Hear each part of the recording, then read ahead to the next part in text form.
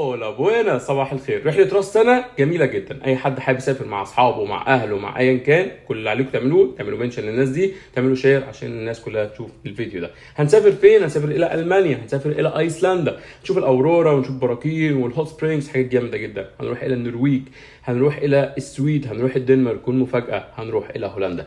كل الدول دي كلها شامله الطيران والاقامه ب50,000 جنيه. 50,000 جنيه هنقدر نسافر بيها للدول دي. دي اغلى دول في اوروبا، ويمكن من اغلى الدول في العالم وارقى الدول في العالم.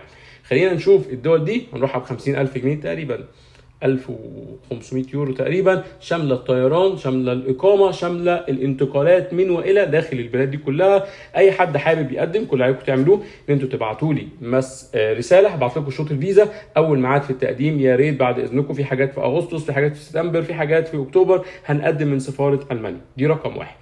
كده عرفنا السعر، عرفنا هنعمل بيه ايه. بعد كده اي حد معاه فيزا ساريه ومستخدمه من فتره مثلا 27/12 حتى 30 حتى 10 يناير، يا ريت يبعت لي عشان نلحق نحجز بالاسعار اللي انا بقول عليها، لان كل الاسعار ممكن تتغير في اي لحظه. اي حد معاه فيزا صادره من اي دوله تانية وحابب ان هو ياخد ريسك، عشان هنختم من المانيا دخول وخروج من المانيا. لو معاك فيزا من ايطاليا وعايز تختم المانيا، القرار قرار. منتظر تعليقاتكم. يلا بينا نسافر رحله السلام بعد.